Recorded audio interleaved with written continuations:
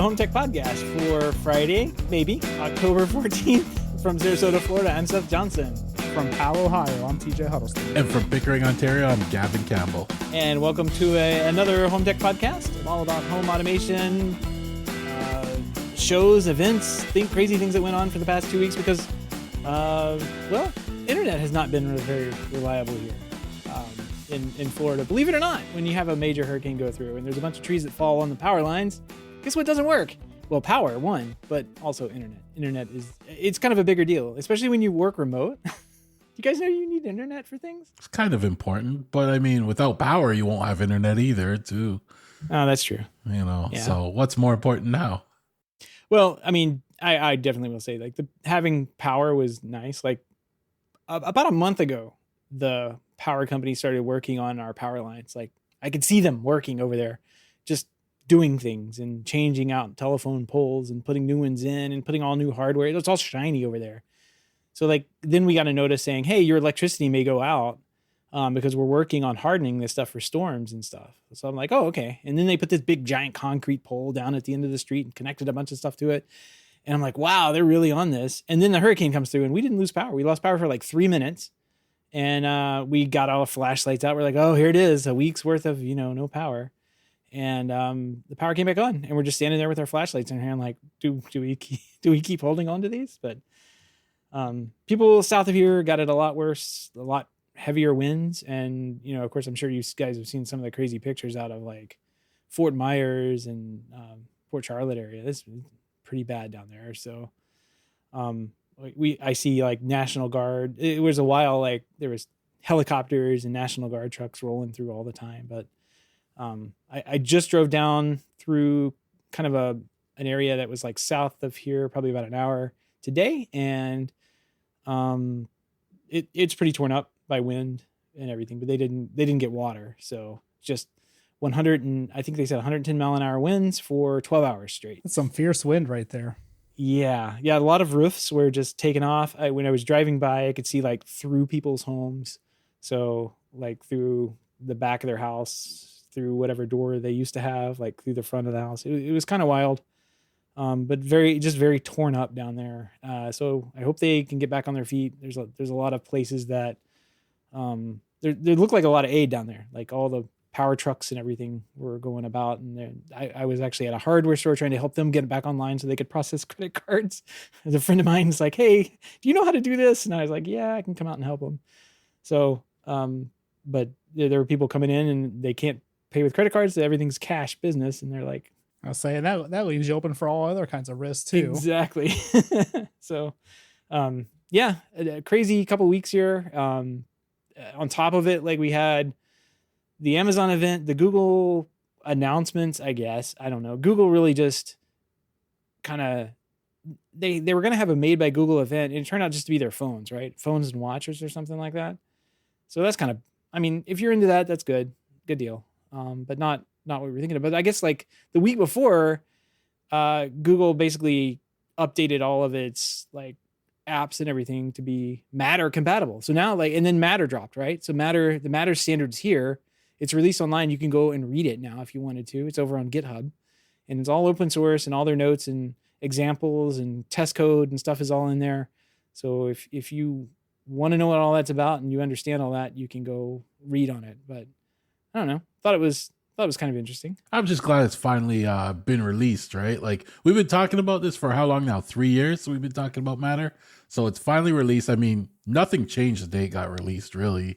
So it's another matter of time before devices start coming out, right? It's going to take some time for those to start showing up. I think there's a couple out there as it is, but I'm more interested the stories that come out when people actually start digging into it and start describing how things work or, what does work and what doesn't work. And they start, pointing out the things that they were expecting that it doesn't do anymore. Those are the stories I'm looking forward to. So I'm following closely, and I'm sure we'll hear about some of them soon. Yeah, and it's cool to see all the support for it so far. I think a lot of us kind of doubt the future of Matter and what it's really going to do in the grand scheme of things. But it's cool to see all these companies kind of come together and start releasing this stuff. Even Home Assistants jumped on the board here. They have a little Matter USB stick that's available for pre-order, and a couple other Home Assistant devices from third-party manufacturers that are going to support Matter as well. So, kind of everybody's jumping in with it at this point. We'll see how it goes in the future. It's funny you mentioned Home Assistant. There was a post that I ran across from Paulus over there. He's the founder of Home Assistant over on Hacker News. But he has some interesting bullet points here, and I don't kind of go over a couple of them because he does point out things that either I knew and forgot, or I mean, I just like, this isn't like a huge thing for most people, right? This is just going to kind of blow over, but it's a nice to have. I think we're getting a nice to have, and while it's not revolutionary, it's just nice to have. So he's wrote a couple of highlights for us. And speaking of Home Assistant, he said it's open source reference implementation. So Google, Apple, Home Assistant, everybody's going to have the same code running to be a Matter controller. Chip manufacturers like Expressive and Nordic maintain implementations on their boards there too. So anyone can now have the software to produce Matter compatible light bulbs or products or anything. He says it's going to be cheap. Since the software is freely available and it works with a big giant audience, kind of like he gives the example of Android TVs.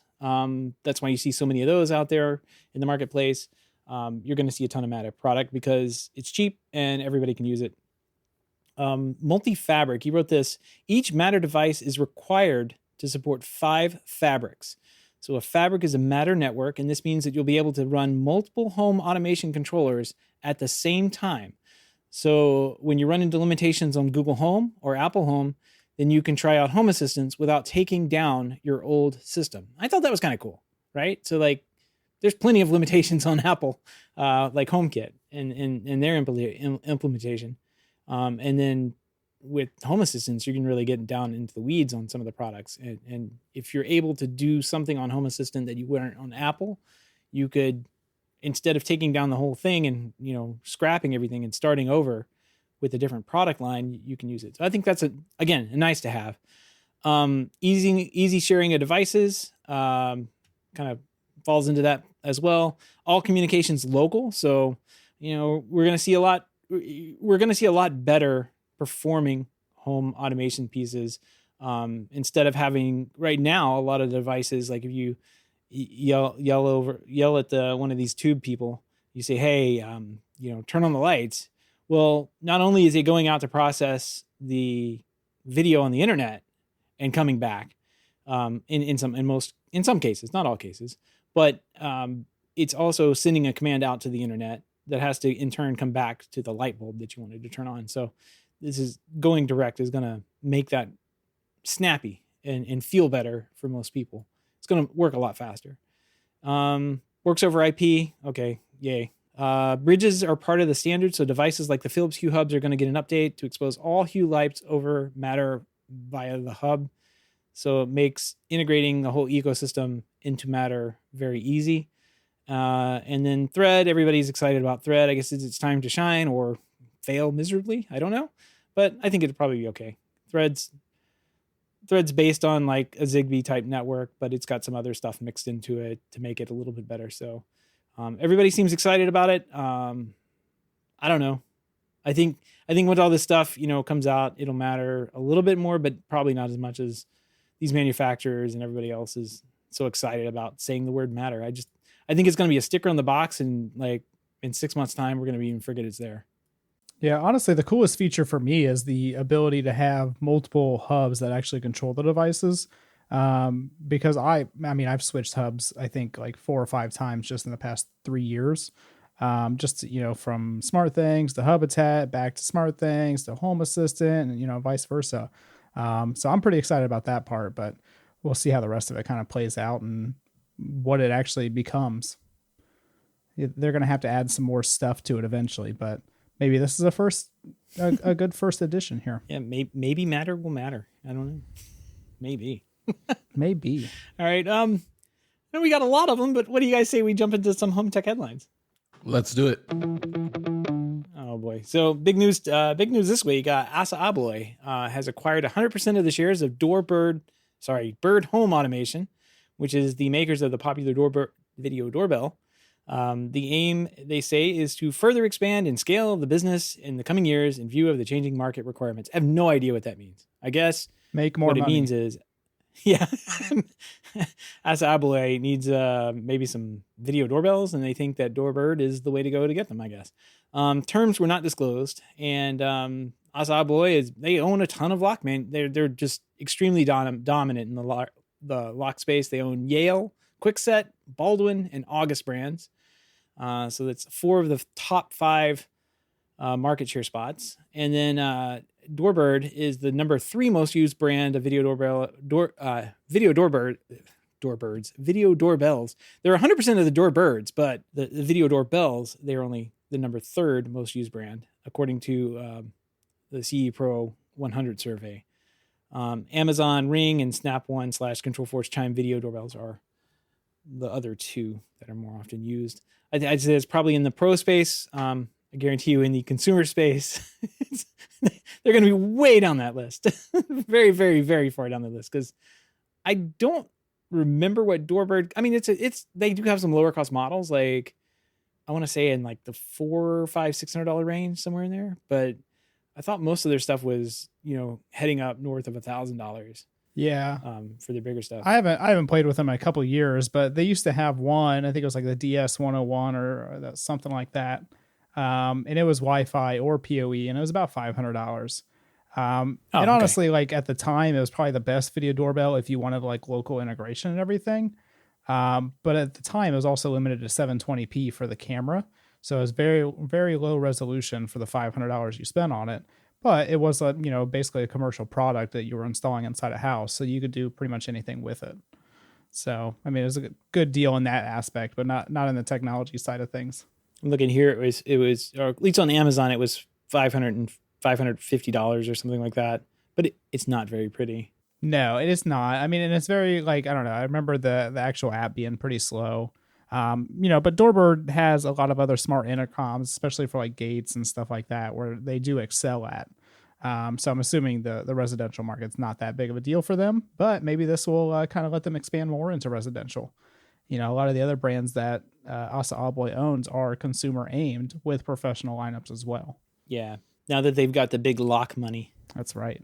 Because pretty much there's no, like, where else are you going to go? Baldwin? Pfft, nobody wants them. Schlage? No. Come on. Yeah, and you could see some like direct integration with their locks in the future too. If you buy a Doorbird, if you buy a Doorbird and a Kwikset or a Yale, then you can automatically unlock it within the app. So I think it's a smart move. That's exactly what I was thinking. They're going to own the front door. Yeah.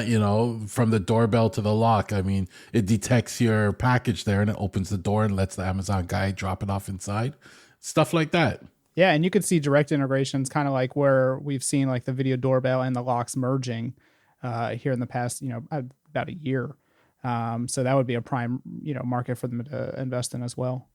I was trying to make a joke, and I screwed up because I named Baldwin and Kwikset. Those are brands owned by these. Like Schlage isn't. Schlage? No, it's owned by Allegion. Yeah, so Allegion like owns 1 or 2 more of the others, but kind of a small player compared to this one, because they I mean, not only do they own these couple of door lock brands, they own a ton of like door and door hardware brands that are adjacent to locking mechanisms, I guess. So, yeah, I would say Allegion, who owns Schlage and a bunch of others, they're more commercial, whereas Asa Abloy's really aimed themselves at the consumer market. Yep. All right, well, let's keep the lock talk theme here and talk about smart locks. And the one big problem they do have is power. And there's a lock manufacturer named Alfred, who probably will be purchased by Asa Abloy pretty soon. If not already, who knows? They probably already are. They think they have a solution called wireless power. And this is first announced way back at CES 2020. The Alfred AirCord enabled an ML2 smart lock, and it's finally come to reality. It's finally shipping. So it's a wireless powered by Y-Charge wireless power transmitter.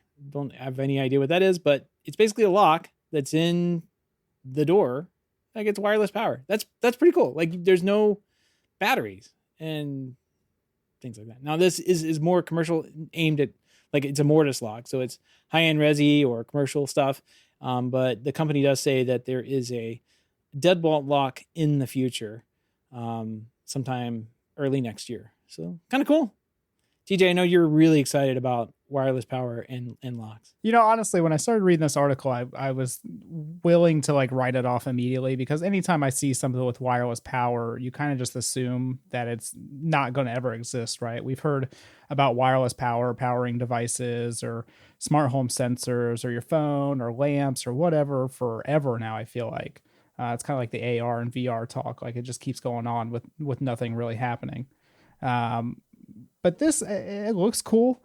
I mean, it's, they basically install a little thing inside the ceiling, and that's what transmits the wireless power to the device.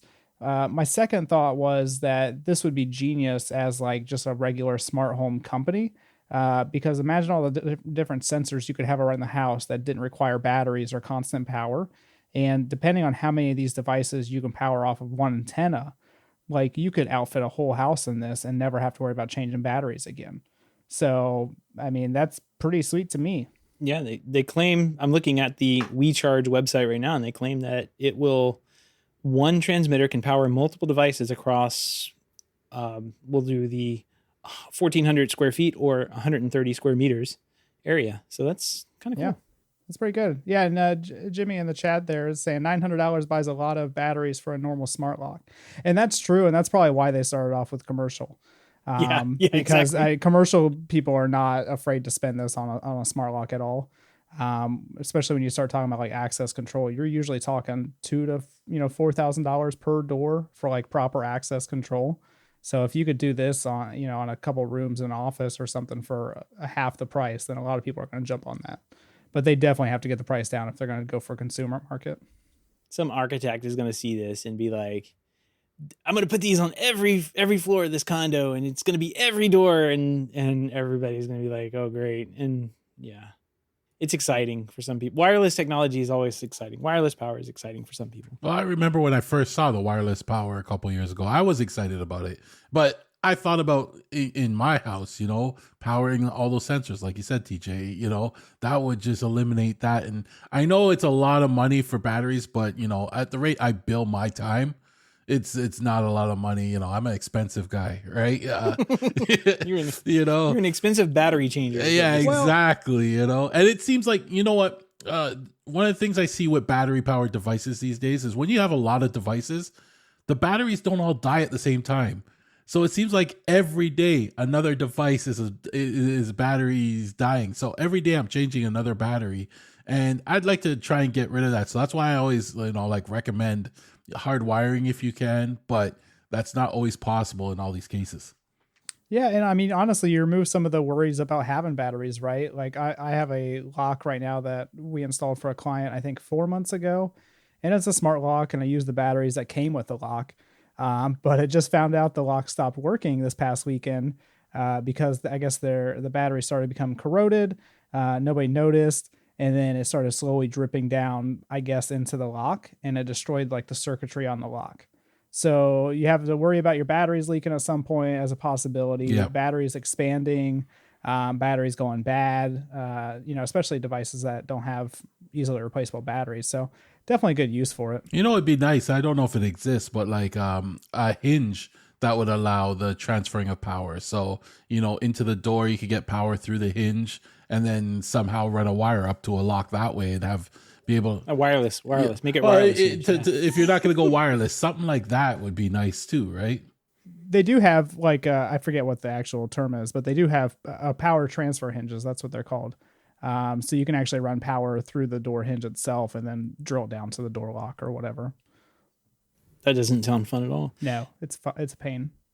Yeah, so some of the applications they have on their website here are smart locks, electronic shades, which we always talk about. Like having, we were just talking about that this week, having to change all the batteries or running a hardwire. Once a year is enough for me. Jeez. Yeah, digital signage, which okay, I get, but like maybe in a store or something. Whatever. Yeah, electric toothbrush, I guess. Yeah, I'm always forgetting to charge the thing, and then game controllers and a smart faucet. So I just had to look up the powerless power transfer hinge you mentioned. Yep. And Asa Abloy has one. Of course they do. There you go. Of course they do, So I may have to look into that. Yeah, they're a pretty common thing. if you don't want to do like a door cord or have a physical wire go into the door, or visible wire, I guess I should say. All right, well, let's move on here. So some interesting news from Rachio this week. The sprinkler controller, on a post over their community forum, Rachio announced that they were giving up on fixing frustrating issues in the HomeKit users were experienced while using their products. The announcement read, "Hi everyone, this will be the final HomeKit post for a while. We've put a considerable amount of effort into determining the root cause and possible solutions for the no response error that some Rachio's users report while using HomeKit. And we're sorry we have some disappointing news. We are suspending this work indefinitely." So Rachio throws in the towel on supporting HomeKit on their sprinkler product, which I really don't quite understand why. I don't know, maybe, I guess you may want to know like if the sprinkler is running and you can base automations on that. But one thing is nice is that they said they're going to make things right. They're going to take back controllers and refund customers the cost if they want to jump over to another competitor. So at least they're making up for, maybe you bought a Rachio system for the HomeKit integration and not all the other stuff that goes along with it. And since that doesn't work, they're going to give up on it. They'll buy it back from you, which is nice. Glad to see them. That's the proper way to do it. Yeah, I don't think many people are going to be upset though. I mean, Rachio is a great controller, but most of the features you have to use their app for. It's got a ton of stuff you got to do in their app. I mean, the integration's nice, but in the end, all integration, you can start and stop a zone or maybe kick off a routine or something like that. But the fun stuff is all in the app. So I read this as like they're just frustrated, they give up, just throw in the towel. And I'm also wondering if they're just going to say like, let's focus on Matter. And if we focus on Matter, that will bring it in through that way too. And things may work that way and people will be happy. I don't think anyone's going to return their Rachio controller though. I wonder how many people could do it like with the API. Like I'm sure there's already a Homebridge plugin or something to backdoor this thing back in that doesn't have the same problems as. It's got a really good API with callbacks and everything. So, I mean, the API is really good. Yeah. It's really good as long as you use those callbacks because they only give you so many calls per day, like 1,600 or so. And you can't pull the system to find out what is going. If you start pulling, then you're going to hit that 1,600 limit pretty easily. Quick. Yep. Yeah. So, especially since you have to pull, I think, once or twice to get some, if not all, the information. But like you said, they have a really nice app, and most of this really good stuff, the really cool stuff you want to use Rachio for, use their app because it's got like the scheduling is just way different, and just use that for that. It is nice to like know if your sprinkler is running and to be able to like pause it for like if you're having a back outside party in your backyard or something, you want to pause it for the night. But that's unfortunate, but maybe I'm sure somebody's going to find a workaround, or like you said, to me, this screams like hardware problem.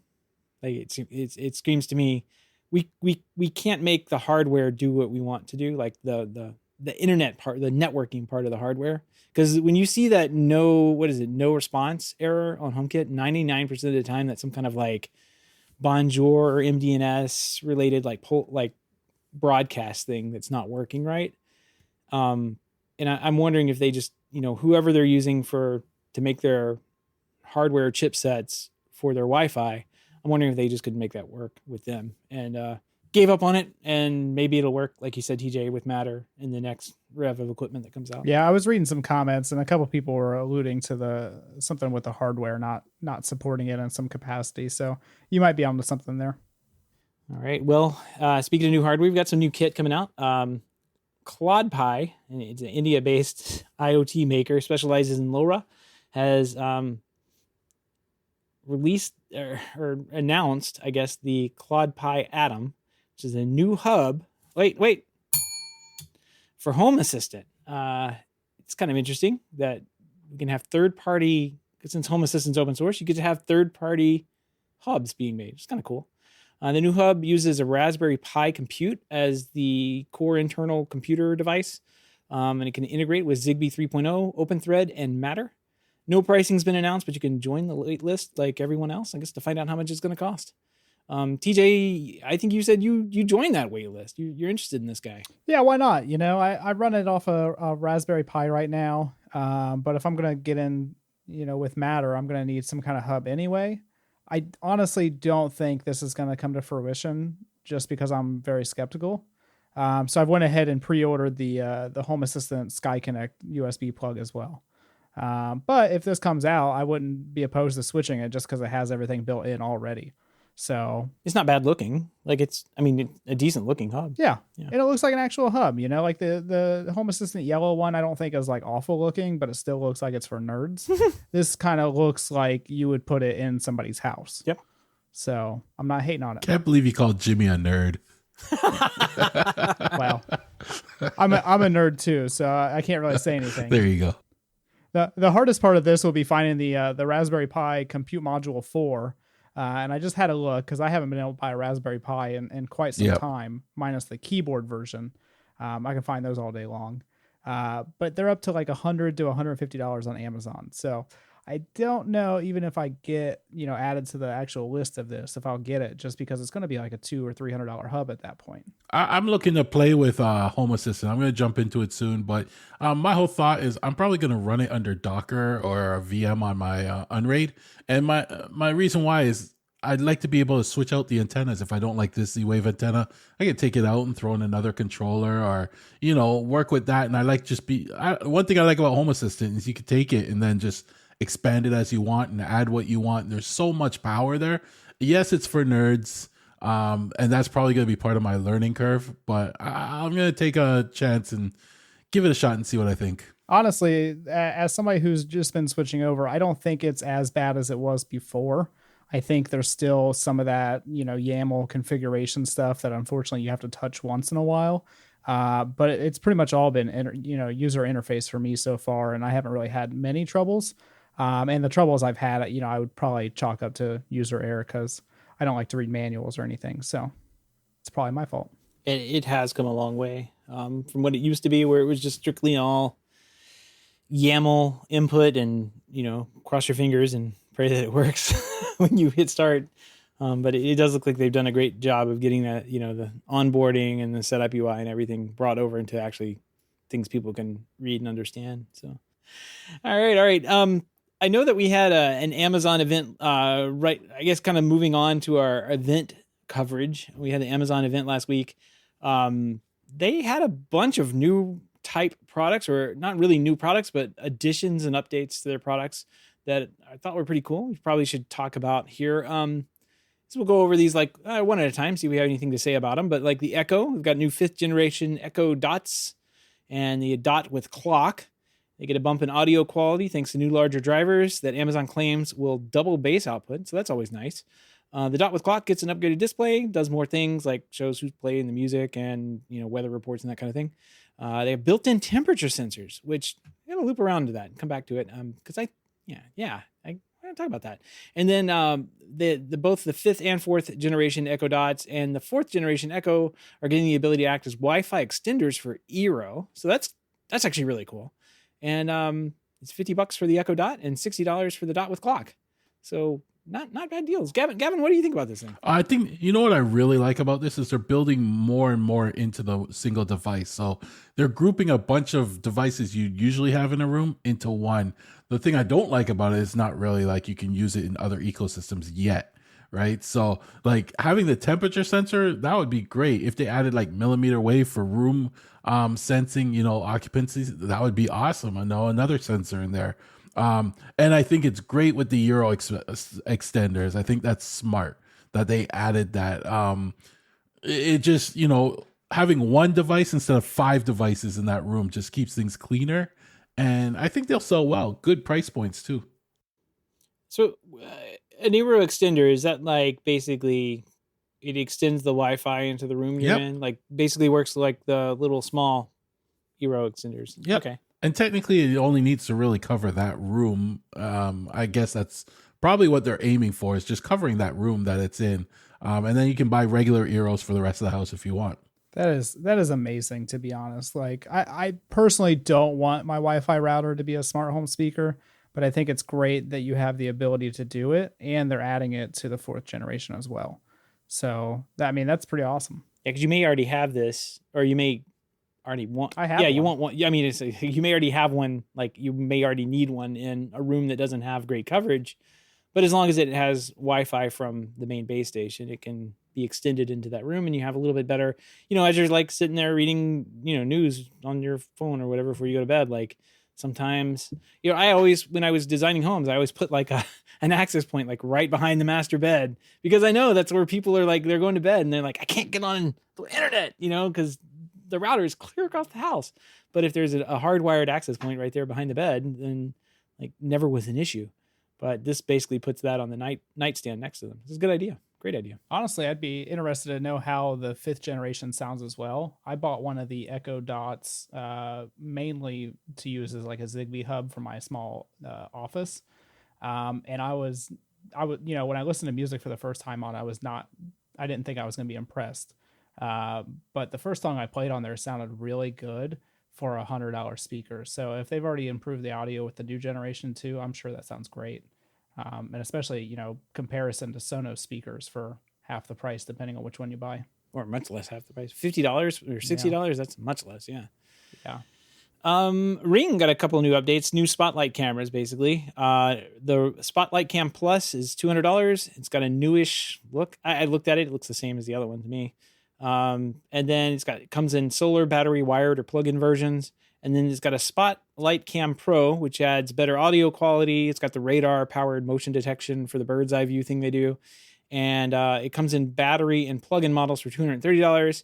And those are on pre-order right now. And they say there's a wired model that's going to ship in a few months. So I don't know. There's very much to say about that. Like, it's interesting, but just seems like a good spec bump on Ring products. Still no flying robot to fly around my house. Do you really want that though? Like, we complain about it, but do any of us really want that? As long as I get 3 or 4 of them at the same time. Well, one is useless to me, but if I have the whole house covered, maybe. I'd probably use it just to chase the dog around. I'd say make them fight each other. Can you imagine how loud that's going to be when that flies around your house? I am the only Alexa helper. There can only be one. Attach little it's got missiles a red to it. Laser on it, yeah. Stun guns.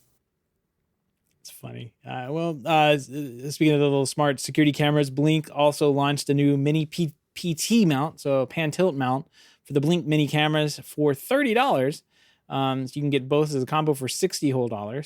And it also added a $100 Blink wired floodlight camera to the line. It's got 2,000 lumens of lighting output, a 1080p camera, and two-way audio. Like most Blink cameras, this one can store video locally if you want, or you can opt in for the cloud storage with a Blink subscription plan. So it's funny, like what Amazon does with Ring and Blink. It's like, it's almost like two competing lines, like two ideas. Like one of them is like super cheap, store it locally. The other one is like more expensive and you got to pay to actually make it work. Like the Ring just doesn't do anything unless you're paying that, $30 a year or whatever for it per device, up to like $100 a year or something like that. I forget whatever they top out at, but it's just interesting to see them spec. I almost thought like Blink would just go away, and they seem to just keep putting more into it. Yeah, I was pretty sure that they were just going to roll it into Ring, and you just have a cheaper Ring camera. And you basically have, because that's kind of what Ring is doing anyway. They already have 2 or 3 or 4 different cameras of the same, quality, but they have different features, or battery powered or solar powered or whatever. So it is perplexing to me as well why they haven't just rolled it into each other. Yeah, it reminds me of the little. Well, I was just thinking of the little. What was it? Now I can't even think of the name of it. Wise? I guess the Wise camera that I got. Like Blink and Wise kind of like fall into the same pot in my head for some reason. Got Bruno joining us here. He says bought a few Xiaomi speakers with infrared repeater inside, so you can control the air conditioning with the smart speaker. Hey, that's a great idea too. Wow, genius. I have one of those mini splits here in the garage, and yeah, that's a great idea. All right, moving on our Amazon thing here. The Fire TV got a big update for Fire TVs in general. They've come out with a new Fire TV Omni QLED series. It's available in 65 and 75 inch sizes, which are $800 and $1,100 respectively, starting on October 27th here. These new models boast quantum dots, the full array of LED backlights with up to 96 zones for local dimming, and support HDR video. Gavin, are you regretting that LG purchase now? No. Don't say that loud. Yeah, I'm not allowed to say it, you know. No. I probably wouldn't have bought a Fire TV, to be honest, you know. I would have gone with another LG probably, but I just have a love-hate relationship with these smart TVs these days. More a hate than love, but I'll get over it. Well, and if you don't like smart TV, you're definitely not going to like an Amazon smart TV. Exactly. So they are going to require you to connect it to the internet for you to do anything. So it's kind of like a dunce smart TV. Yeah. It's like there are smart TVs, but this one's not that smart. This is the smart TV that was held back in the grade. Yeah. It's going to be junk don't in talk 6 about months. him too much. Yeah, exactly. I don't know. I'm interested to see how good it looks with the QLED technology in it, but for those price points, I think you could probably pick up a decent TCL around that same price. That's what I was thinking too. Those price points, you know, when you're starting to look at those price points, you can get other brands that, you know, are probably better quality at that point. Now you're paying for the Fire TV part of it, right? It just depends on who you want to spy on you. Do you want Vizio? Yeah. Do you want Roku or TCL? Or do you want Amazon to spy on you? Or LG or Samsung, because they're all doing it. My Amazon people can't even deliver my packages correctly. I can't imagine them trying to deliver a 75-inch TV to me. You just toss it up. It's like in the middle of the road. It's like, well, we couldn't find your address, so we just left it in the middle of the neighborhood. Beautiful, beautiful. Well, we did get a new product from Amazon called the Halo Rise. Why let Google have all the fun in your bedroom at night? Amazon wants to watch you sleep too. Ooh. It announced the Halo Rise. It's a $140 bedside clock that monitors your sleep quality based on your breathing rhythms. And I have a note in here is breathing rhythms. Is that how we are saying snoring now? So yeah, that's what I thought. It has a built-in light that simulates sunrise and can be set to slowly brighten at the ideal time in your sleep cycle. It doesn't have any cameras or microphones, they say, and instead uses a, quote, low-energy sensor to monitor sleeping activity as well as sensors for light and temperature and humidity to kind of monitor the environment. Can integrate over with Alexa ecosystems by pairing with a compatible Echo device. And you can use that as like voice control for the light, but it also can tell you your sleep summary in the morning, or you can wake up to music, or you can use it to set up a routine. It can be part of routine, I guess. You can turn on and off the light that way. So kind of an interesting product, but it does, just like Ring devices, does require a $4 a month subscription, although the first 6 months are free. So if you want to monitor your sleep with Amazon, you got to pay them. Does that mean that they're not selling your data if you're paying them $4? No. I can't believe we got to this point where we're paying them to collect our data and sell it. You know, It just means that only it's they like, can use please it right take now. it. Yeah, here's $4 a month. Please take my data and make more money off of it. They should give us kickbacks to it. You know, like it's weird. Honestly, I'm not hating on it. I don't know if I'll be in the first in line to buy it. But I like that you don't have to wear anything for it, and it doesn't have to like attach anything to the bed itself. So that part's pretty fascinating to me. I don't personally use an alarm clock. I kind of just wake up every day at 6 a.m. unfortunately. But if I had trouble waking up, maybe this light would kind of help me with that. If you could use it as a trigger to nudge you when you start snoring, my wife would be the first in line to buy it for me. Yeah, she'd be like, "Here you go, I bought you the Rise." Yeah, exactly. Exactly. Yeah. I don't know. It seems kind of weird. Like, there are sleep trackers out there, and I guess you're right, TJ. You don't have to wear anything, but like, I can wear a watch to bed at night, I guess, and it tracks my sleep just as well, if not, maybe better, since it actually is doing like an active heart rate thing or something. I don't know. I haven't really figured that out. I'm already flailing around. I mean, if you add a watch to my wrist as I'm flailing around while I'm sleeping, like, I become a dangerous weapon. You're the only guy I know that gathers steps in his sleep. That's funny. Well, I don't know. Not worth $4 a month, I don't think, but it's yeah, cool. $4. It's weird. It's a weird product. I kind of wonder if this one's going to go the way of like that closet camera that they wanted to put in people's closet to take pictures. Oh yeah, of the them clothes camera. I was like, closet camera. Yeah, closet camera. Well, you put it in your closet. That way your Amazon packages can go right to your closet. Yeah, they could deliver them and they could just hang them up for you. Let's see. A couple other notes here. The Astro isn't released yet. So the little robot dog that follows you around throughout the house, not yet. From everything that was reported on it, it seems like it's like not all that great. So now that they have iRobot, I'm hoping that they can get some help on that one. There's still the high-end $200 Echo Studio will be available in white later this year. So it's got a color option. The Alexa Voice Remote Pro is $35. It's got 27 buttons. I think. TJ, you got to check my math on that one though. And requires a Fire TV device, has special backlit buttons and a Find My Remote feature, which is pretty awesome. So you can just say, hey, you find my remote, and it starts beeping. So that's a great idea. Third gen Fire TV Cube, $140, has a better processor, voice control, supports Wi-Fi 6E. It's the first one to do that. And it's got an HDMI input to make it easier to switch to another device, which I thought was kind of interesting. Like, it doesn't the Fire TV, it has IR on it. Supposedly that could switch to like HDMI 2, but instead they're like just passing through the AV. Like, might be problematic if you have like an HD source and you expect to have performance going through your Fire TV, but I don't know. We'll see what happens there.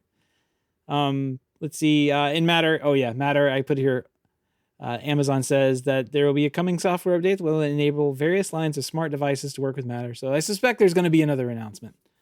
It looks like 25 buttons for the Smart Pro remote. And, it looks like a normal Fire TV remote. It's got a couple extra buttons. But what I think is the best part is that it's got 2 customizable buttons. So hopefully you can program it for the input of your TV. So that way you only need one remote. Because that's my biggest gripe with every smart, or I guess streaming device remote, is that almost none of them come with a way to switch inputs on my TV. So I have to have another remote somewhere else. And all we do is use like the Apple TV and like a Nintendo Switch. So we're not doing anything complicated. But I want to be able to just switch my inputs without grabbing a secondary remote. So kudos to you for that. Interesting. All right. So let's move on from that. Unless, Gavin, you got anything?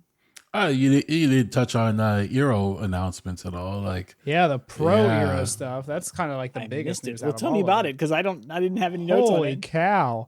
So, well, I wasn't prepared, so I don't have an article in front of me.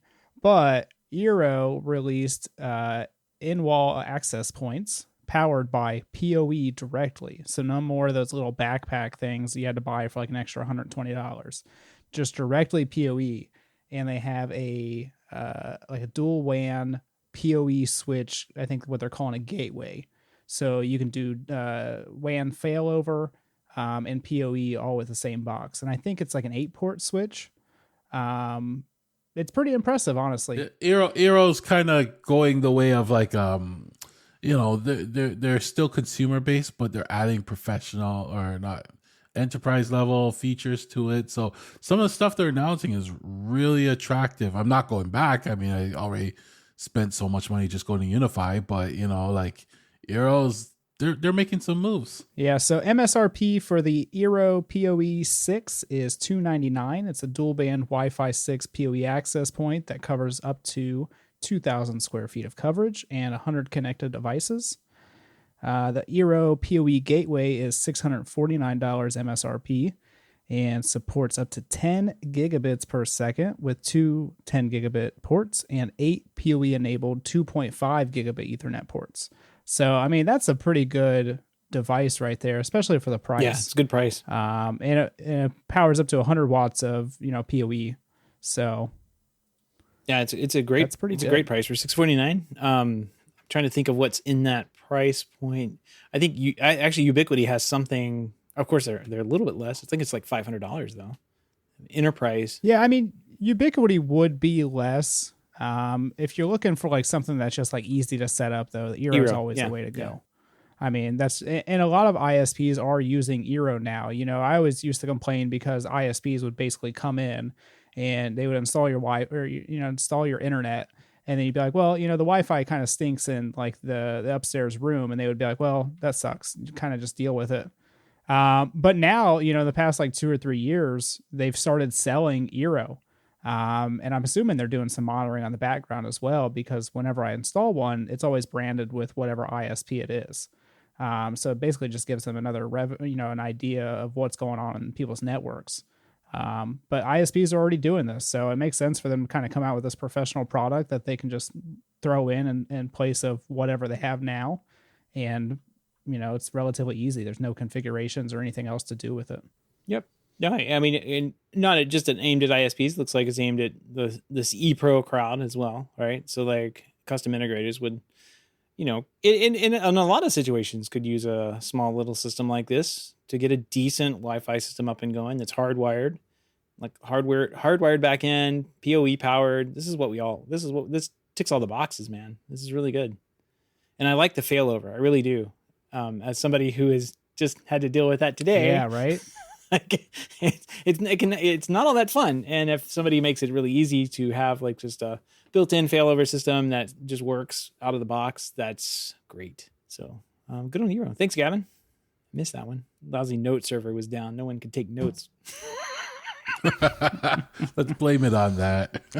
Dang hurricanes. Yeah. It wasn't just a hurricane. They decided when they were cleaning up that somebody was going to like cut the, like, I guess the trunk line that came in for like the entire, like 2 counties of internet for Comcast. And they were cutting a tree and they were like, let's just cut this wire too. And it was the fiber optic cable that fed like the entire county. So we were down for a couple of days, and it was that new fiber company you were telling us about a couple weeks ago. Yeah.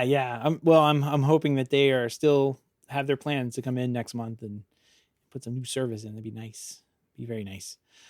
All right. Well, so you're gonna see pros. That kind of brings us into our quasi CEDIA coverage. I don't know.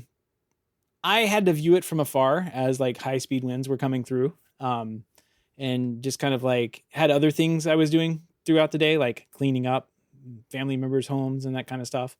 But while it was going on, I kind of got wind of like I was able to watch the Snap AV video. We'll put a link to that in the show notes, which was kind of neat. They went over a couple of things and it was better than it was in the past. Like it wasn't so corporate focused, I guess is probably the best way I can say that. But it definitely had hit on the new products and kind of like moved along and paced itself very, very quickly. The overall gist of everything was pretty positive, and it looked like they came out with a couple of new products that were pretty interesting. I saw that NICE had released a bunch of new products around the like the Elan line, including a new remote. I saw that actually looked pretty good. It's like a $1,200 remote. Only a couple buttons on it. Maybe we'll have to get that on our database as well. But there's stuff, I guess, if you weren't there in person, it's a little bit harder to dig up in pictures and everything. You have to really find the coverage on this stuff. So viewing CEDIA from afar was, again, pretty tough. I'm hoping maybe next year we can get back to the show.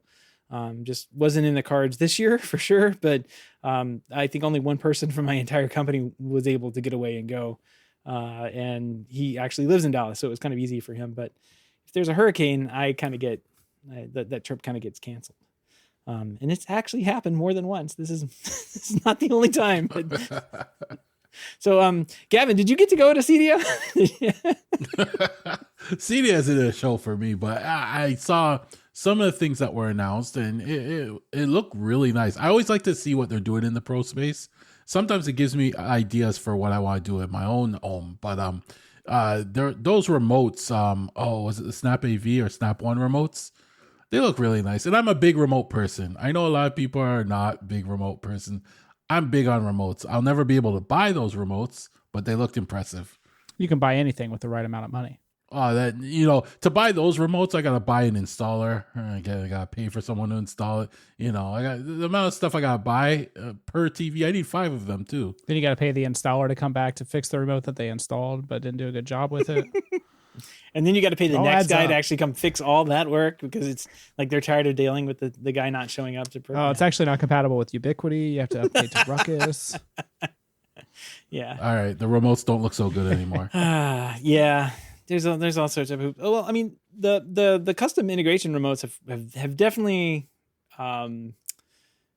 started to kind of like mature, I guess. I don't know. They all start to kind of look the same. Starting to look better. Yeah, and the same. Like the Control 4 one kind of looks like Crestron ones, and Crestron ones look like Control 4 ones. Like they're all kind of like competing on the same look. And there's only so much you can do with like a slab of, plastic and some buttons, right? So Yeah, but they had 3 remotes I saw in the picture, and each of those remotes had their strengths and their weaknesses. I think they catered to a lot of people because one remote had very few buttons on it, which, has a certain fan base. And then one remote had all the buttons on it, which is like the remote I was impressed with the most. So I like the fact that they gave you options with their remotes, and they did look like good remotes. I can't speak for how they work, how well they work, what they work with, but they did look impressive. yeah, They are attractive remotes. I'll give them that.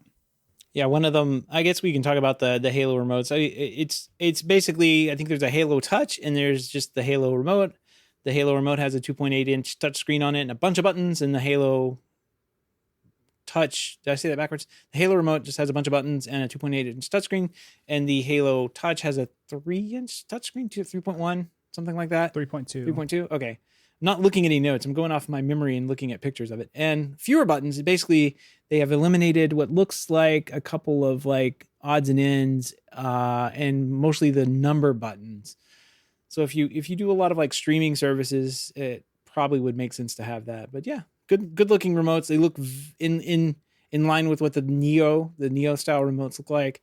But they both have a new voice button on there that gives you functions into like Apple Siri or Xfinity voice control remote, which I know is a huge thing for people because, man, people love the Xfinity voice control thing. Like they don't, and it's really a hard sell to say, well, here's your $1,200 remote that's custom programmed to like turn on all this magical AV stuff that you don't even have to look at. And they're like, yeah, but how do I just yell at it and tell it to play like CSI Miami? You can't. Because you go through a video distribution system and have 27 TVs in your house. You can't.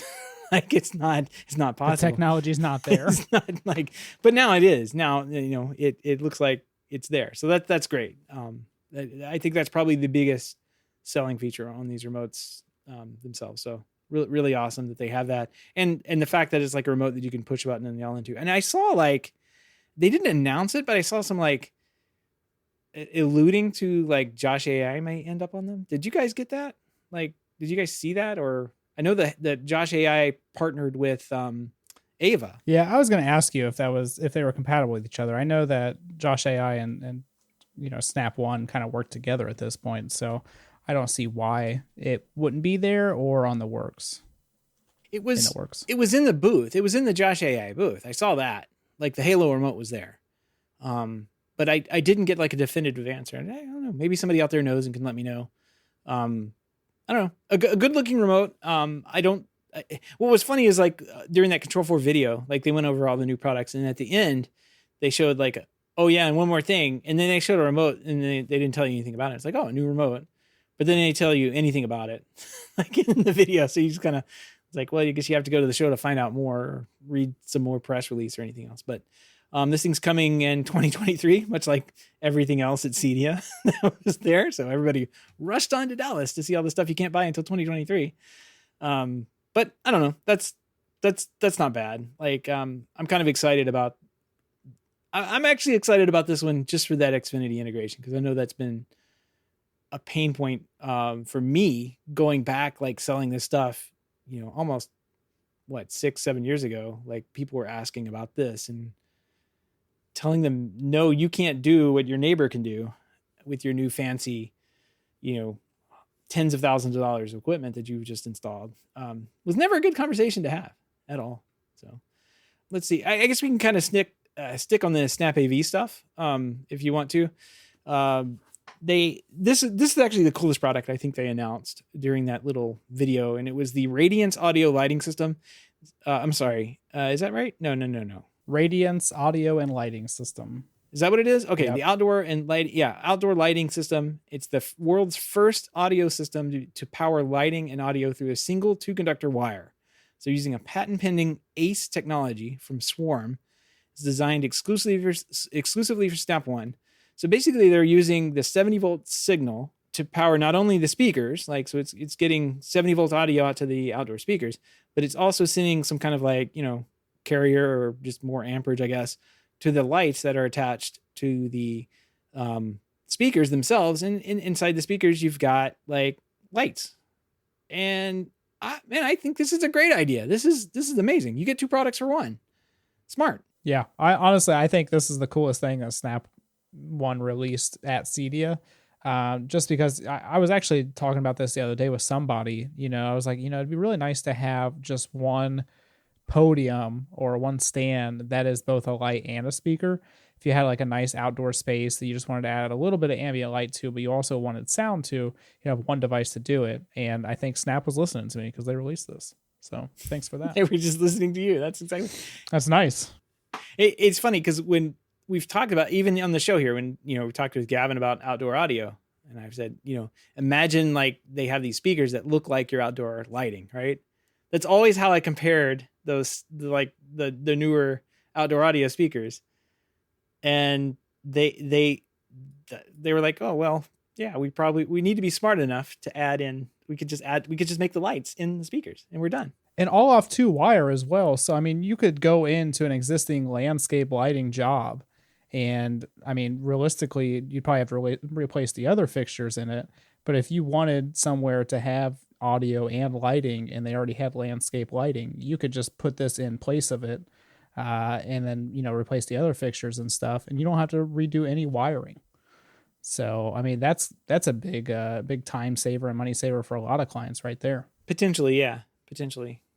I don't think it's like one-to-one the same because you definitely wouldn't be able to use existing lighting. Right. No, you'd have to replace the other fixtures. Yeah. But I mean, replacing fixtures is a lot cheaper than replacing fixtures and wiring.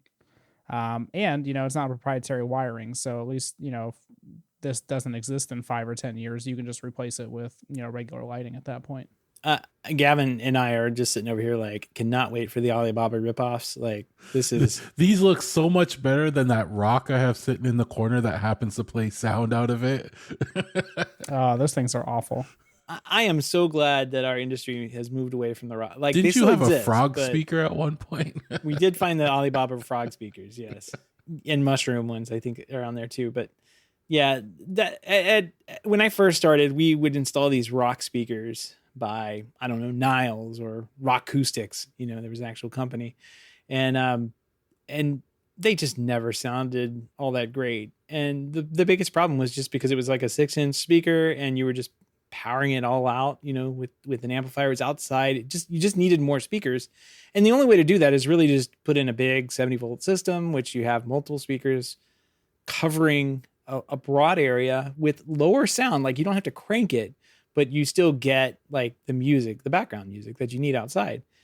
And I think James Audio, I think, is probably the first one that came out with the like super high end version. And then Sonance either copied or had one or OEM'd it from them.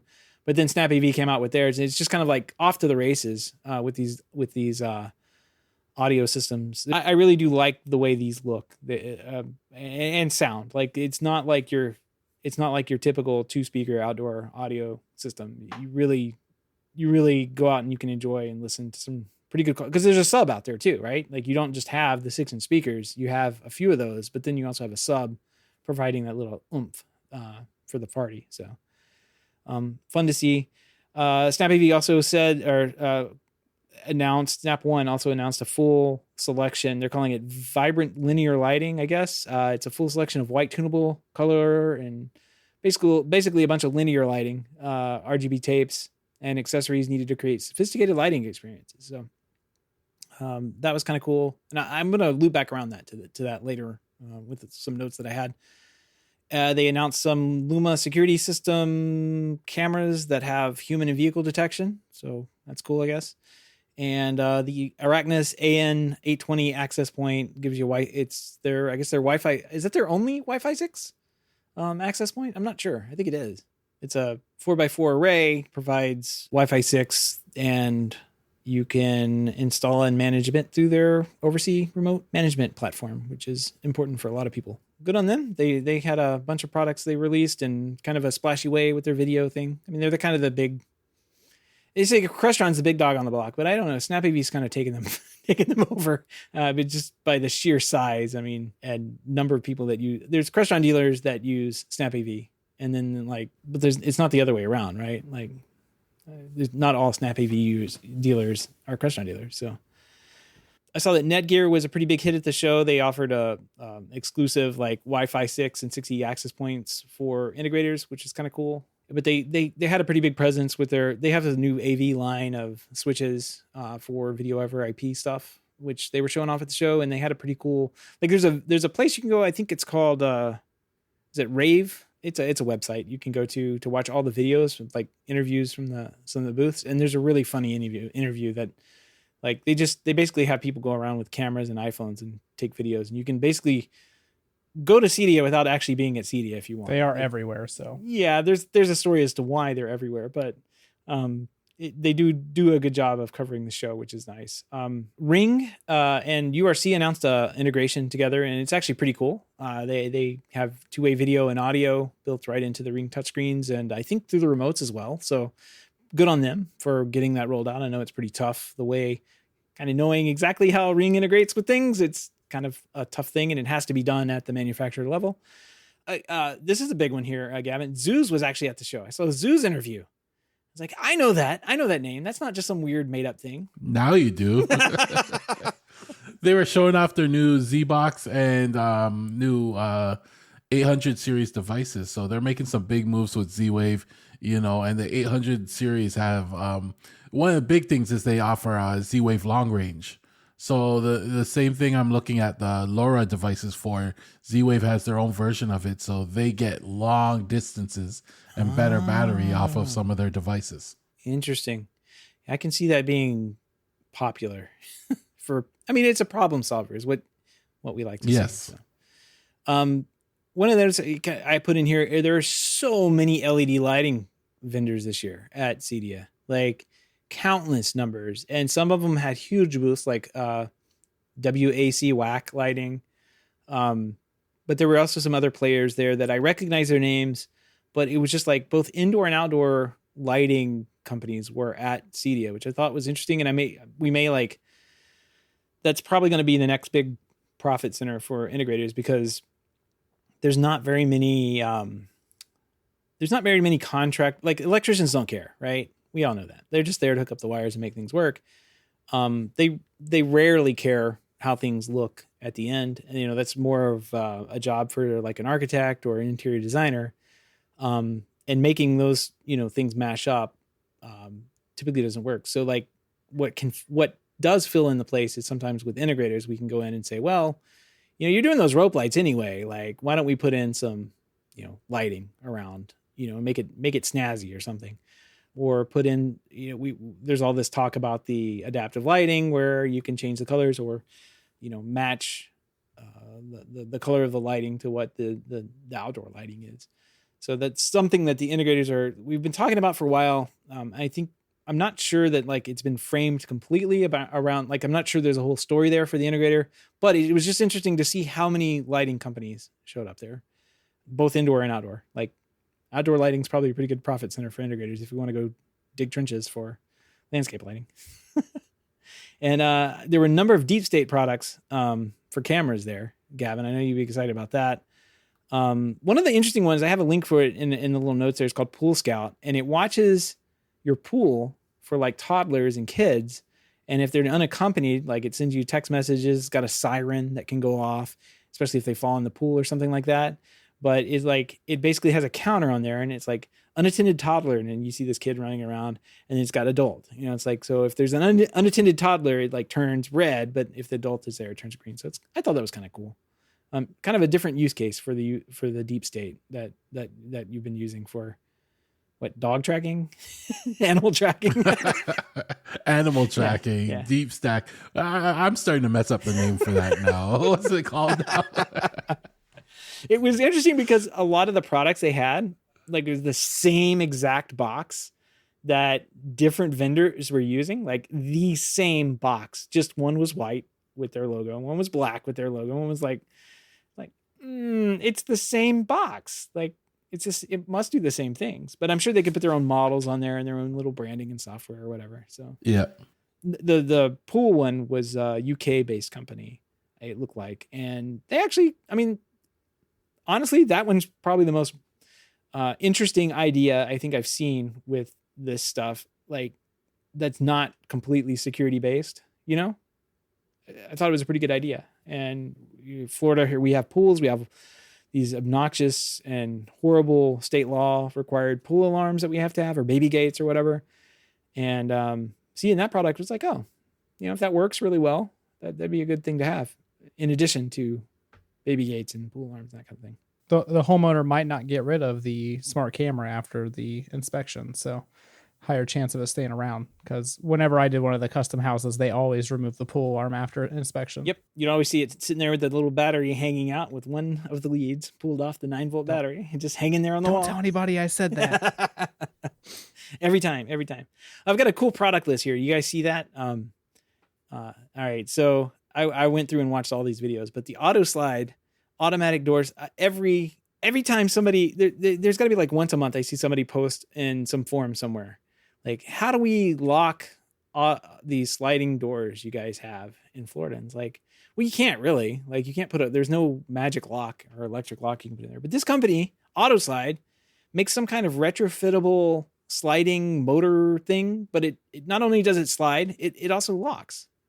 And they've got a couple of like use cases on there. It's got like this RFID detection thing where, like, if you walk up and you get in proximity, it'll open up. But also, like, if you have a pet, you can put a little collar on the pet and it'll pick that up walking up and only open like 6 inches, let the pet out and close after the pet goes through. Just a really cool product, I thought. And I couldn't really tell, like, if it was loud or, you know, it looks like it moves pretty quickly though. Like, seeing their videos that they had at the show and on their website, like, it's not like it's a slow, like, moving thing. It looks like it just opens up pretty quickly. And I don't know, thought it was a pretty cool idea. Especially that is it available now, or is it something that's coming? No, I think they've got enough product, like different products. I think it's all out now. Wonder how much this costs. Well, probably a lot of money. Probably more than $900 for the for the battery powered version, or for the wireless. For this price, I'll just get up and let my dog in and out. $475 for the starter kit. And then I'm on one that's over 1,000. It's 1,045 for this. So what's the starter kit do? Does it open 1 inch? You got to pay per inch? Oh, you must be on the Elite. I'm on the Elite iLock automatic door system. Oh yeah, the iLock.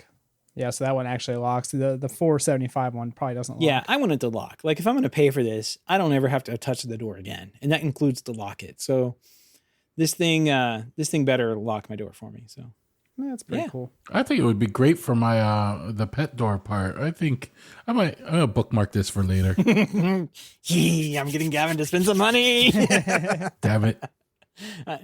It does look pretty cool. And the thing I really saw that I was like tipped me off to this thing was like, yeah, it'll lock the door. That's really cool. The second thing on here, I found a reusable zip tie thing that was at the show. I don't know, like, how much it costs for a booth at CEDIA. I know it can't be much, but or can't be very inexpensive. Pretty cheap this year, huh? Yeah, I guess. But this guy with zip ties that you can reuse was there. And, you know, like, this is the debate that we always have, zip ties or Velcro. And, like, really the answer is both, right? Like, you should use Velcro when you need to get back into stuff, and you should use zip ties in more permanent installs. But in this case, you could actually use these the reusable ties. So there you go. Reties. That's how you say My it. luck is I'd give them to somebody that had no idea what they were, and they would cut the tails off. Cut up. Yeah. And it's $100 or $100. It's 100 pack for $27. So they're not. I don't think they're ridiculously priced, but you start cutting tails off of them, they're going to be a little too expensive at that point. What's strange is I've seen like reusable zip ties like this before. Yeah. Like they've come with my TV, for example. You put them on the back cables and you can undo them and reuse them. And so it's not. This isn't new to me. It's not new, but the ones on the back of your TV don't have 175-pound pull strength on them. So these can handle a little bit more. I guess in the video he said he designed them like as a contract for Boeing or something like that for their planes, that they needed to have a reusable zip tie or reusable cabling product. And then, you know, they had some specifications they had to meet, and this is what they ended up making for them. And now they're just going around reselling them. I thought it was a pretty cool idea for the right application. Like you said, as long as the new guy doesn't come along with some cable snips and cut them, you're good to go. I'm actually going to buy a few. I have a need for this, so bookmark for later. Yeah. Making Gavin spend some CEDIA money. All right. Wait till you get to the end of this. All right. What about the ladder? Yeah, let's get some ladder mates here. No. Listen, I don't go past the first step on the ladder, so I don't. Well, this is for you then. I need this. This is coming to me. Like This is not OSHA approved. I can tell you that. So the ladder mate is a ladder caddy that kind of hangs off one side of your ladder that you put all your junk in. And you know, I was using my DeWalt drill this last week. I was actually, since I didn't have anything else to do, I decided to spend some time on projects that I had never completed. You know, I had power, but no internet, so can't watch TV, can't do anything that direction. So I started like finishing off electrical work that I hadn't done in years. Like probably since we moved in. I'd already done the outside wiring, but I hadn't punched the wall, hole through the wall and done all that. But at some point I had been climbing a ladder with my DeWalt drill and I dropped it, and I'm pretty sure that I like bent the shaft in there, like on the DeWalt itself. So like when you turn it, the drill bit kind of like spins in an awkward manner. And I think I probably could have used something like this ladder mate for $35.99. Looks like it slips on the side of your ladder and you can throw all your junk in it while you're up there working. And I think it's great.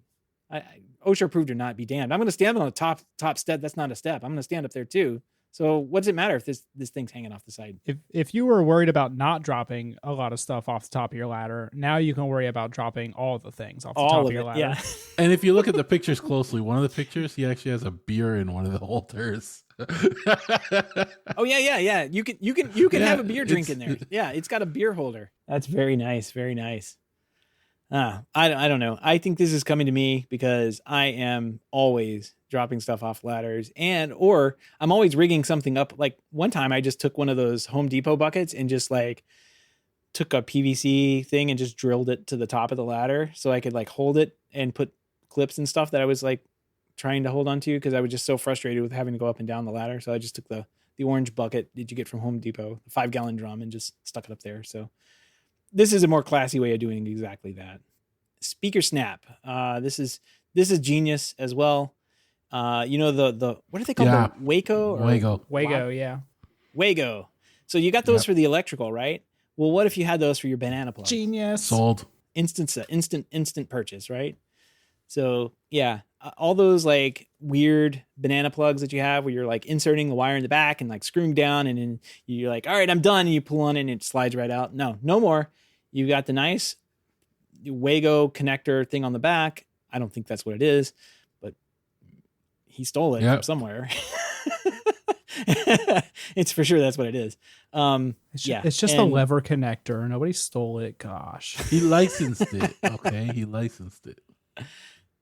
Yeah, I'm sure it is. It says patent pending on here, so I'm sure he licensed it. But anyway, he's got banana plugs. He's got keystone inserts for the speakers as well.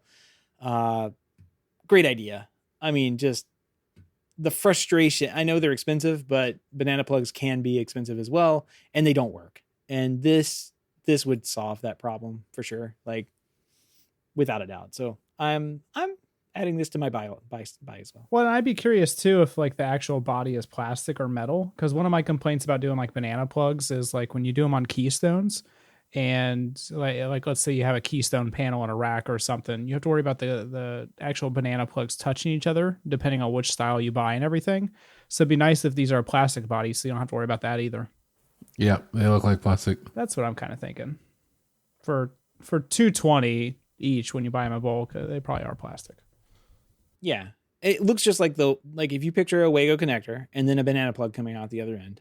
Just one little lever, not two like you normally have. But I used some of those this week on electrical stuff, and the Wago Wago connectors for electrical are brilliant. And I always tell people when they're doing a lot of smart switches, when you're doing your stuff, get them because they reduce the amount of space it takes up actually in the box too, because they're flatter, so you can shove them in the back. Unlike the wing nuts or whatever they call those wire nuts that take up a lot of space. They're great, and this is just taking that same idea and doing something good with it. And I just want to make a public service announcement that if you are a low voltage installer, if you could stop using what are commonly referred to as beanies or dolphins or butt splice connectors or whatever you want to call them, and use Wagos instead of those, I would greatly appreciate it, because there's nothing worse than like going in somewhere and you have to like cut open like a whole harness or like cut off all the ends of a wires and make them short just because somebody decided to use a dolphin on them. So use these instead. I know they cost more money. You're professional though. You can do it. Bill the customer. That's what I'm saying. Like, that's all I do. It's an expense. Wait, I'm the customer. But when you go back, don't bill us. Oh, you're getting billed. But when you go back to service it, it's not like a nightmare, Right. Yeah, nobody thinks about the service aspect. Nobody ever thinks about it. And yeah, coming from two people who pretty much that's my entire career has been service and fixing other people's mess ups. Yeah, please be considerate of the next guy. You got to think about the next guy that's coming along. Like may not be as like me. He may not be as skilled as you are, and he's got to go through your mess. And if it's really, really messy, he's just going to get there and be upset all day. I'm basically a janitor, and I'm tired of cleaning up after people. All right. Next, quite interesting product. I don't know, not as interesting as the Wago speaker things, but an interesting product nonetheless. I think it solves a pretty good. I think it's called an Amp Genie. It's basically a signal sensing automatic remote that listens for music and then automatically turns on your stereo and does its thing. So like if you have a source that has audio, this kind of like goes back to being like an old school audio switcher, like automatic audio switcher. You plug this thing in, it listens for the audio, uses IR to kick on your amplifier, your receiver, whatever, to the right input and everything. Good to go. And it only does one thing. I don't know. I appreciate things that only do one thing. $400? Well, yeah. Audio switches were never very inexpensive. What is the point of this? Don't devices do this automatically now? Do we really need a $400 device to talk to our $450 Sonos port and our $1,000 receiver? Hold on. There's more to this than I was trying to find on their website if this also allows you to control volume and things like that too. It must allow you to do that because it's using IR. No, right? I think it just turns it on. No, it's just switching over. If it's just automatically switching the receiver. Yep. All it does is turn it on and off, not even volume. It looks like it's just using like the sensing of the receiver, correct? It uses the sensing of the audio that goes into this box and then basically turns on the receiver to the right input. I don't think it does volume. Yeah, but how's it turning on the receiver? IR. There's a little blaster there. So it must be able to do volume if it can blast the IR signal. I don't think it can do volume.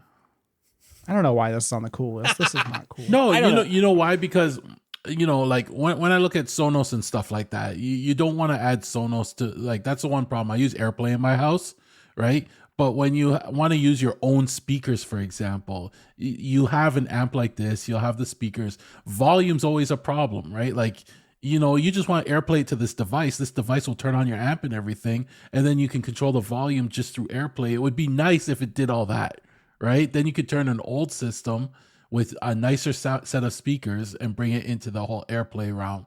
Because one thing you lose when you use those old systems is you lose the volume control. Like right now with my Sonos in my family room, I AirPlay to it and I have full volume control. I don't have to leave it on at a certain volume where you can hear a buzz so that I can get to max volume, right? So this has a need for it. If it can control volume and stuff, I could see where I would use something like this. Some of the receivers do this automatically. I want to say like Sony and maybe one other brand, Connect. I thought they did. Like they had auto sensing, and I thought like any decent receiver did. This is just kind of like fills in the gap for the other guys who haven't done that. Yeah. Because newer receivers would even have AirPlay 2 built into them nowadays too. That's so what I'm saying. just buy a new receiver. What's a receiver just like? $800, $1,000 with auto sensing. I was thinking of halfway there. I was thinking of some of the receivers that we have around the house, and we have some like old school ones that sound brilliant, but they don't even have IR on them. So this wouldn't even help those. This is something you sell to like the pain in the butt customer that's like, I really want to use my existing stuff. I don't want to buy anything new. And you're like, well, perfect. There's a $400 device. Welcome to Florida. That's why I put it on my list. That's true. Literally every customer. Yeah. All right. Well, yeah. And then I got one more link in here. The CEDIA demo, which is a video of the CEDIA coming out. And it's so funny to watch this guy try and talk about this thing and the $1 million 144-inch TV that kind of rises out of the floor and then slowly rotates and slowly opens to a big giant. It's like this thing's so slow to open. I got a YouTube app halfway through it. It's so painfully, like the poor guy. They couldn't have sped that up a little bit. No, the poor guy's just standing there. He's like, I'm done with my spiel. I can't talk about this thing anymore. It's opening. As you can see, it's raising out of the ground. And he could have started this like 10 minutes ago. You'd be done by now. But man, if you want to watch TV with one of these things, you better have a lot of free time on your hands because you're going to be waiting for this thing to pop up out of the ground. And if it starts raining all of a sudden, you better, if there's a hurricane coming, you better plan on putting this down into the ground because it's going to get blown away. I've seen it. I've seen smaller fence pieces getting blown away. Never going to come out of the ground if you put it in there before a hurricane. It's just going to be stuck down there. They need like theme music as it opens up, like something to play. Like so boring. Dun, dun. Yeah, everybody loves this thing. Like I'm looking at them like, man, they could have made it like faster somehow. Yeah, they could have sped it up a little bit. Like, right? Like it didn't have to go this slow. Yeah. Put some engineering into it. Put some counterweights in there. Make it like this is slow painful. pop up. You would have to put this in like a geolocation rule or something. So like as you're driving home 20 minutes away, like it starts unfolding. And just in case you want to watch it, like you might not watch it that day, but at least it's ready. You don't have to wait 20 minutes for it. The guy presenting it stepped out of the frame for a few minutes. I'm pretty sure he went for a bathroom break. I mean, so as long as we've been talking about this thing, it still hasn't opened up. Like, yeah, it's just turning now. It still hasn't opened. It's almost there. Yeah, it's getting there. All right, it looks like it's folded out. I don't see the lines anymore. So yeah, like 2 minutes basically. It's just a while. He's like, I wanted to watch TV a minute ago, but I forgot what I wanted to watch. And you can't even see anything on the bottom little portion. It's got that black bar. That just ruins the whole image. I think there's a speaker down on the bottom. Couldn't build it into the screen. What the heck? Even Sony does that. Cool concept, just slow. Yeah. Wake me up in a couple years. Very, very expensive as well. So. Oh, I'm sure. Yeah. Do we see a price on it? I don't know. I've heard it's like $1 million, but that's not bad. Yeah.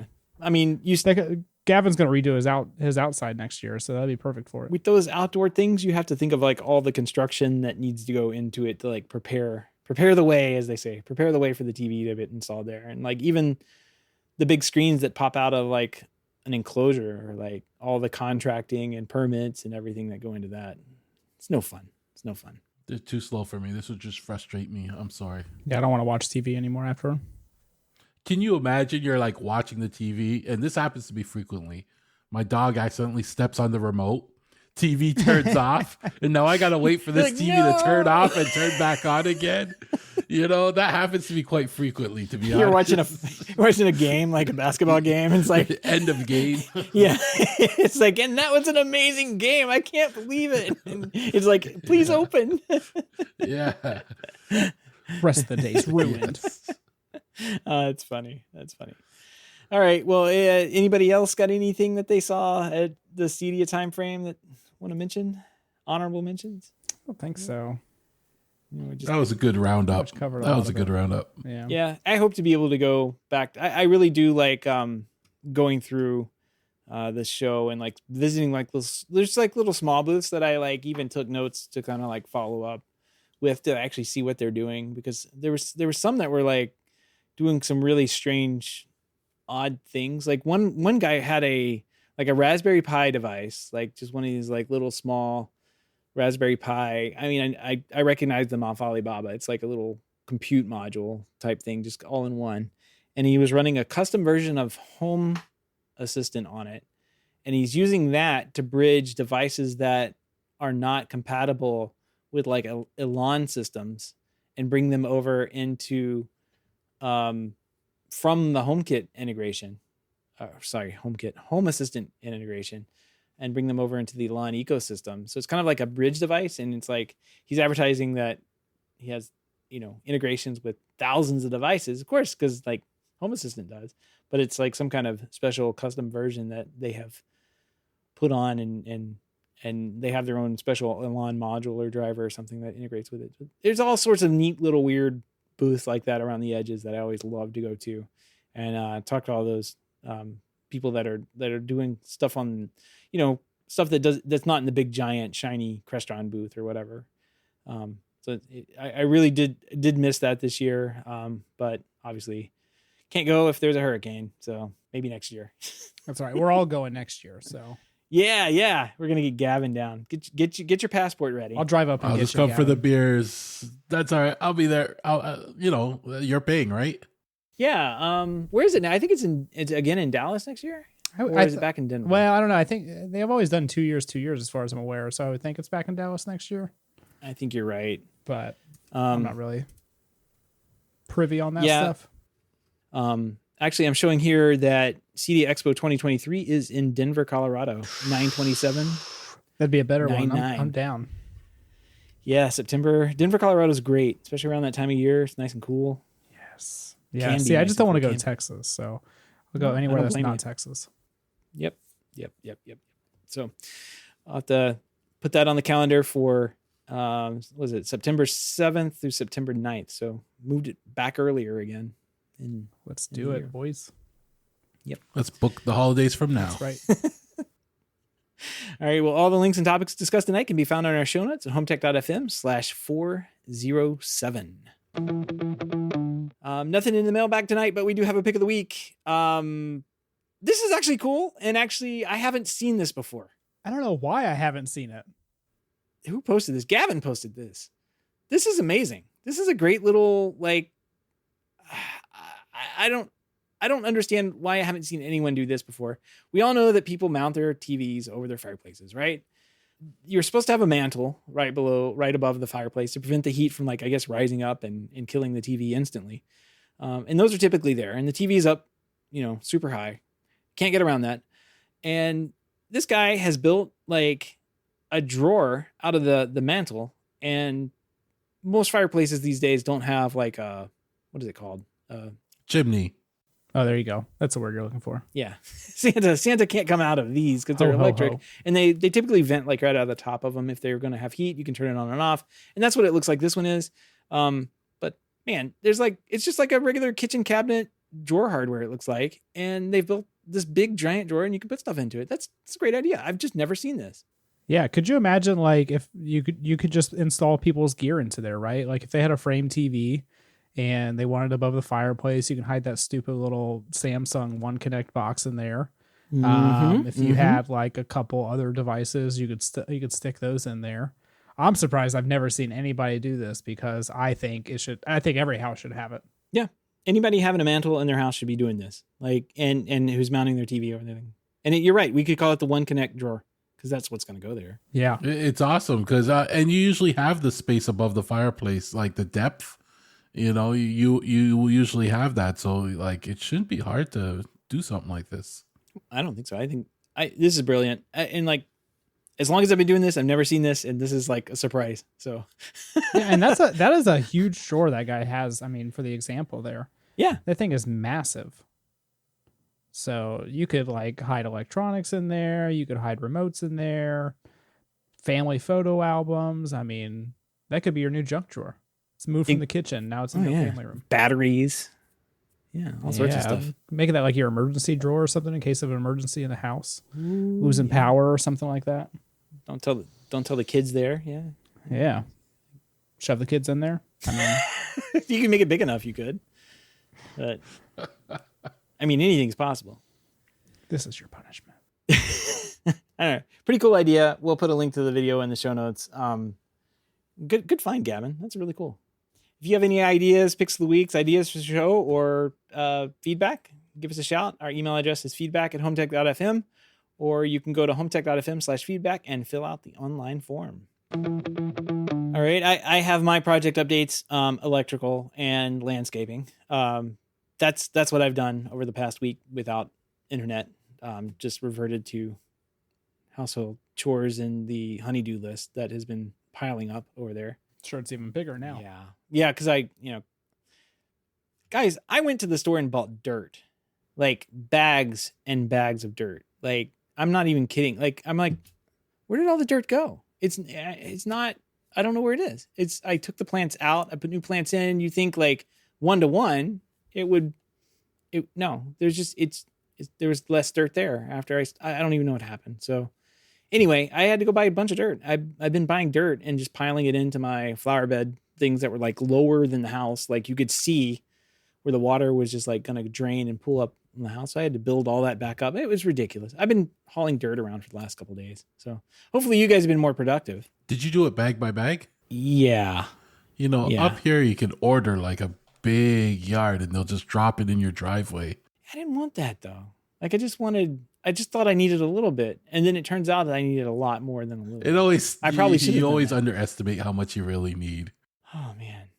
And these guys, and we hired somebody to come out and put this big palm tree in a spot that we needed a tree. But when we had this other tree die, it left a big hole in the ground. And they're like, well, we're digging this big hole for this tree. How about we put this dirt in that hole right there? I'm like, yeah, you could do that. And then they put it in there and they're like, well, now we realize like how much dirt you actually needed. We got to take that dirt back out of that hole and put it back in this one. So they had to take dirt and move it back into the thing. And I'm like, yeah, I still need more dirt, don't I? I'm like, yeah, you need more dirt. So $2 a bag. Not bad. The one thing about dirt is, like you buy it and you can spend a lot of money buying dirt, but you also spend a lot of money if you have to get rid of dirt up here. You can't just throw dirt in the garbage to get rid of it. We have to actually go to a dump. They weigh your car, you dump it in there, and then you're coming out and they weigh it again and they charge you per pound. Like it's expensive getting rid of dirt too. I don't have that problem. You can send it down here. It'll just wash away. Still got a hole. There's signs everywhere here that says fill dirt wanted, we'll pick up. So you just call somebody and they'll come get it from you. I definitely need dirt because I still have these holes and I could take it. I was looking around the rest of the yard. I'm like, where could I take this dirt from? And it's like, nowhere really. Can't really dig anything up. The neighbors. Yeah. Did you look at the neighbors? Yeah, exactly. That's what I was thinking. Like their fence fell down during the hurricane, so it's like I could just sneak over there and start digging holes in their lawn. But they may. Wow, your fence fell down because there's a giant hole here. It's weird. So, yeah. What's funny is that every time I like start to do one of these projects, including this one, where I'm like digging up things, I find giant hunks, like large boulders of concrete. Like I know you guys may have rocks where you are. I find concrete just randomly buried into the yard. And my neighbor does too. We don't know why, but it's there. And when you dig a little bit, you'll find some and have to dig it out. So there are some situations, and I'm pretty sure that's why I have, no dirt, is because I'm digging up these boulders and having to fill those holes in with the dirt that surrounds it. And yeah, it's just never ending. That happens up here. If you were the last house in a development, they would dump all the garbage into your house. So, like if you were ever to dig down and you hit a certain point, you start getting into the concrete, the soda cans, the bottles, the beer, like missing tools, stuff like that, right? Like, yeah, up here they just do not care. So like they clean, quote unquote, clean the yard before they put sod down and everything. But I'm sure it's not that thorough. So you're always finding extra stuff in those kind of developments. Yeah. Well, this one's older. This is from 1970, 1969. So like there's still stuff there. Like I still find like you probably have old tires down there and everything too. Yeah, right. Just waste, medical waste. Yeah, it's great. Yeah, old who knows what cars. they did. Man, we don't have any more dirt, but we got a ton of these old cars. That's funny. It's probably true. I shouldn't laugh. There's probably a buried car somewhere out here. But I've been excitedly. I think I'm almost done, and now I kind of want some like landscape lights. So I haven't run any wire for it, but I ran the conduit kind of for it. Like I ran underneath the sidewalk when I was doing that. So like at least I can get back and push some wire through some conduit that I had. Not that like landscape wiring has to go all through conduit, but at least like the hard parts mostly, well, the hard-ish parts are done. Like I still have to put it in. But that's all I got left, I think, out front. So I'm kind of excited about that. Still need more dirt to fill that hole though. I wait for the grass to grow over the current dirt. I'm surprised you're getting dirt instead of just getting sand. I mean, I just figured your whole yard is sand anyway. So it is sand. Like underneath the grass, like the sod part, it's all sand underneath there. Yeah. It's really weird. Just get sand or rocks. Just don't even worry about it anymore. Zero scape the thing. Just pour rocks all over my yard and use Roundup to clean it up. It's fixed, honey. Yep, there you go. It's all done. All right, guys. I guess that wraps things up for this week. We do want to give a big thank you to everyone who supports the show, but especially those who are able to financially support the show through our Patreon page. Thank you very much. If you don't know about the Patreon page, head on over to HomeTech.fm/support to learn how you can support HomeTech for as little as $1 a month. Any pledge over $5 a month gets you a big shout out on the show.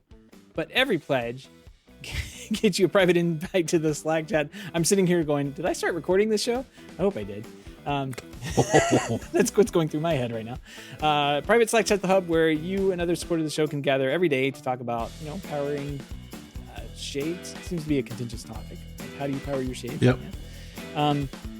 If you want to help out but can't financially support the show, we appreciate a 5-star review on iTunes or positive rating in the podcast app of your choice. That wraps up another week here on another 2 weeks here on HomeTech News. Hopefully we'll see you next week. Have a great weekend, everybody. Take care. See you next time.